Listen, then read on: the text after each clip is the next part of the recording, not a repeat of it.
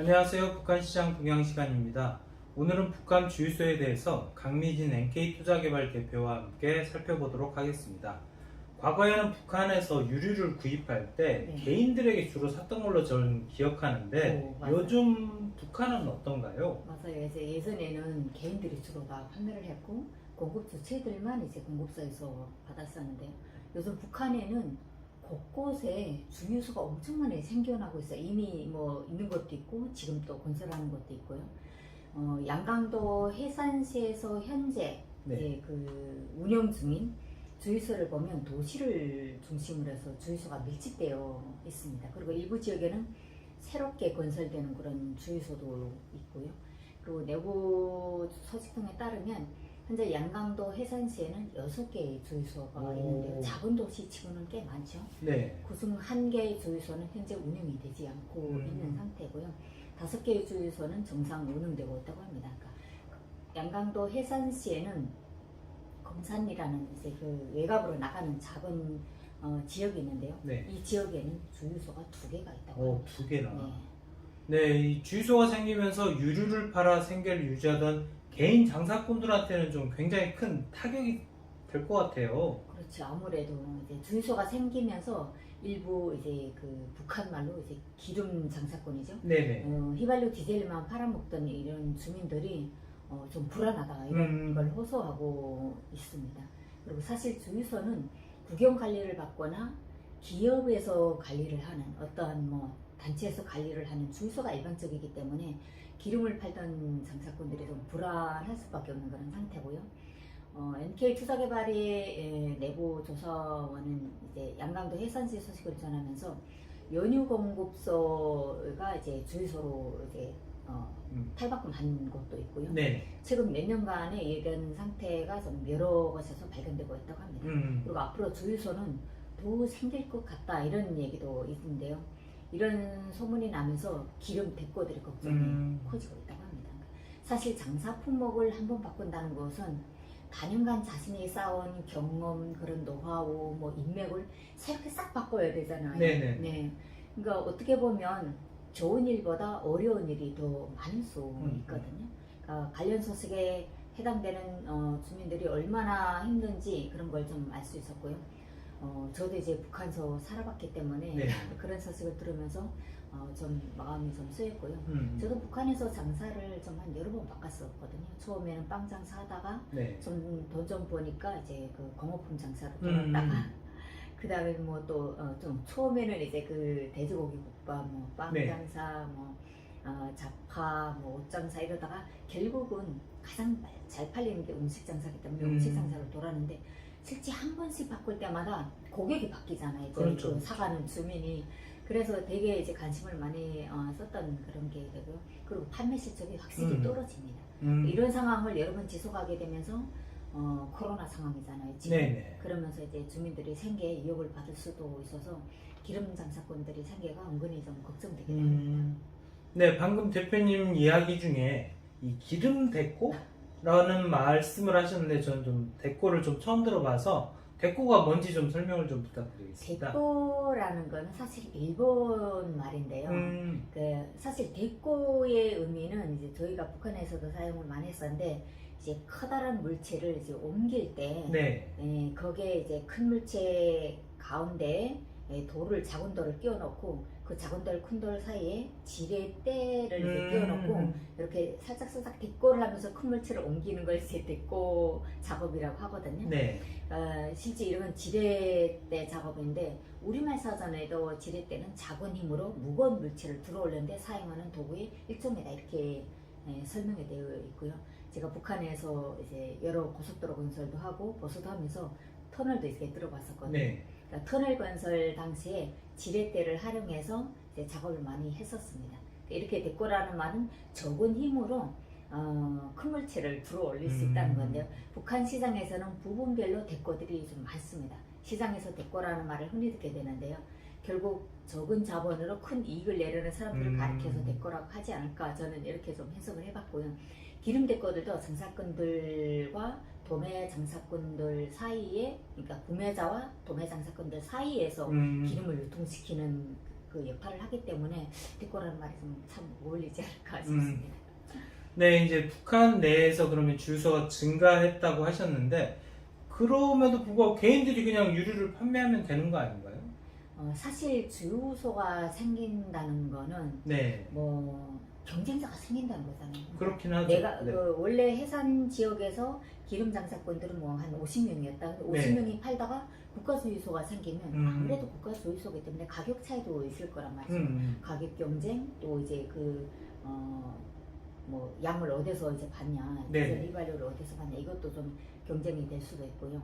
이렇게 그 국영 기업이라든가 기관에서 운영하는 그런 어마어마한 이제 그 네. 파워가 센 경쟁자가 생긴다는 거기 때문에 경쟁 그 대상이 우리 옆집에 누가 기름 장사 또 시작했대 이거랑 차원이 다르거든요. 국가 장사기 때문에.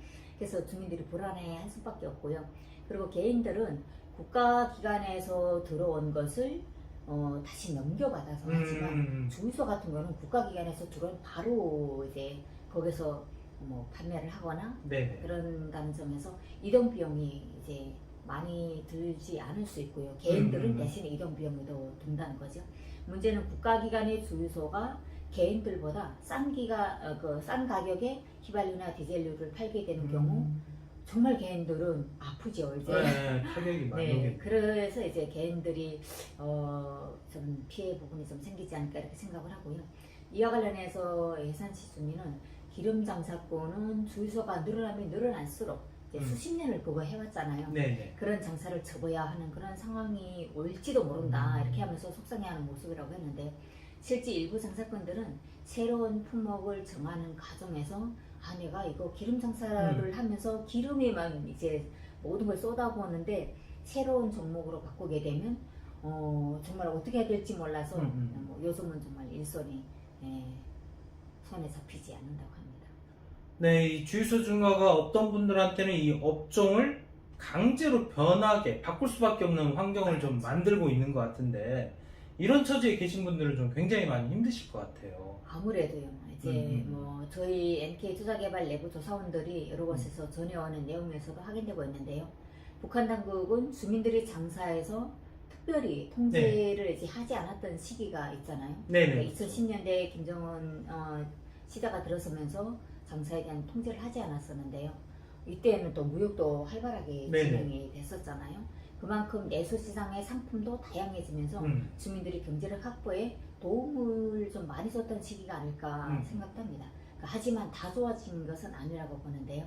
일부 주민들은 이전보다 좀 더 힘들게 사는 모습을 보이고 있다 이렇게 전해지기도 합니다. 그러니까 이런 환경의 주민들은 갑자기 장사 품목을 바꿔야 하는 그런 기름됐고 주유소가 생기면서 이제 바꿔야 되는 그런 품목이 좀 해당이 되겠고요.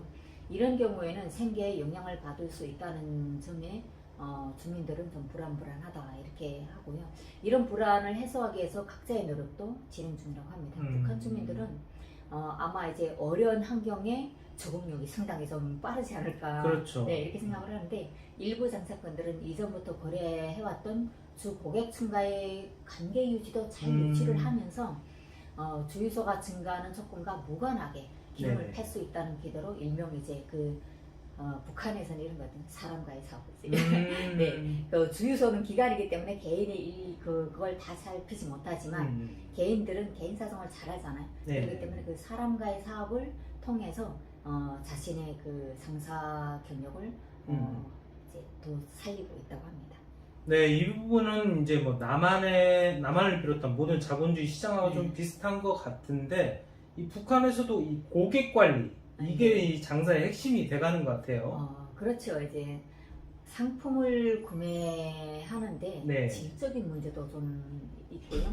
뭐 가격 문제도 있잖아요. 질적인 문제에서 볼 때 기름에 북한에서는 요제 이러는데 가짜 기름이 좀 있을 수 있거든요. 그런 이제 정품이 아닌 이런 가짜가 팔린다면 굳이 새로운 곳에서 사지 않아도 내가 이미 거래를 했던 사람은 신뢰가 쌓였기 때문에 가짜를 팔 수가 없어요. 네, 그런 신뢰관계를 구축하고 있기 때문에 이전의 고객들을 유지하는 것도 이제 장사꾼의 입장에서는 이득이다 이런 인식도 있고요. 십수년에서 이제 뭐 그 이상 되는 그런 기간 동안 연유만을 팔아왔던 그런 기름 장사꾼들이 주유소 증가에 따른 장사 직종 변경에 불안을 보이면서도 생계와 이거는 연결이 됐기 때문에 끊을 네. 수가 없잖아요. 그렇기 때문에 진짜 더 적극적으로 내밀성이 있는 그런 대책으로 현재 상황을 타개하려고 한다고 합니다. 그리고 일부 구매 고객들은 주유소에서의 구매가 기계로 거래된다는 그런 점에서 네. 융통성이 없을 것 같다. 기계는 융통성이 없잖아요. 네. 그렇죠. 그런 인식도 있다고 하고요. 바쁘면 실제 돈이 없으면 외상도 쓸 수 있는 게 개인 장사꾼들 있잖아요. 네네. 근데 외상도 쓸 수 없고 넉넉하게 거래될 그럴 때 이제 개인하고 하게 되면 조금만 더 달라 뭐 이런 식으로 이제 조금 더 받을 수도 있는데 기계는 그런 걸 전혀 뭐 거래가 안 되고요. 그리고 뭐 거래에서의 거짓말은 없을 수 있겠지만 네. 개인들은 본인이 거래하던 그런 개인이 더 편하다는 그런 점이 있기 때문에 개인을 더 선호하는 주민도 있다고 합니다. 하지만 국가운영 혹은 기업은행 주유소가 많아지게 되면 사실상 이거는 피해갈 수 없는 건데요. 개인들의 장사 범위가 줄어드는 건 시간 문제가 아닐까 싶습니다. 네, 이제 마지막으로 제가 좀 궁금한 게 하나 있었는데 앞서서 이제 양강도 해산시 주유소를 소개할 때 이 검산리에만 2개가 있다고 말씀을 하셨어요. 네. 그 이유가 뭔지 좀 궁금하거든요. 네. 검산리에는 화물차들이 자주 정차해 있는 곳이고요. 그러니까 검산리 쪽에서 뭐 백암령을 넘으려는 차량, 뭐 네. 또 아부장령을 넘어가는 차량들이 많이 모이는 곳이어서 주유소가 다른 곳보다 더 설치되어 있다고 합니다. 네, 또 검산리에는 뭐 김치 공장을 비롯해서 그 유통망이 이제 그 잘 정리되어 있는 지역이라고 생각하는데요. 이런 지역적 조건으로 주유소가 다른 곳보다 많지 않을까 싶습니다. 그러니까 한국에는 주유소가 도로 주변에 있잖아요. 네네. 네, 북한도 차량이 집중되어 있거나 유통량이 많은 지역에 주유소가 더 많다는 거죠. 평양시에도 보니까 평양시에는 현재 18개, 19개 정도의 그 주유소가 있는데 네. 주로 이제 그 산업이 막 이제 발달되어 있는 지역에는 주유소가 다닥다닥 붙어 있어요. 네네. 네. 그러니까 그만큼 이제 그 유통이 잘 되고 산업 단지들이 좀 설치되어 있는 그런 데가 좀 있지 않을까. 그리고 평양시 경우는 이제 대사관 간조들이 있는 곳에도 주유소가 좀 많이 설치되어 있고요. 그리고 공장에 직결된 것과 역이라든가 도로가 연결되는 지역들의 주유소가 좀 있었습니다. 네, 북한에 대해 궁금하신 점 댓글로 부탁드립니다. 좋은 콘텐츠를 제작해 궁금증 해소에 도움드리도록 하겠습니다. 오늘 북한 시장 동향은 여기까지입니다. 감사합니다.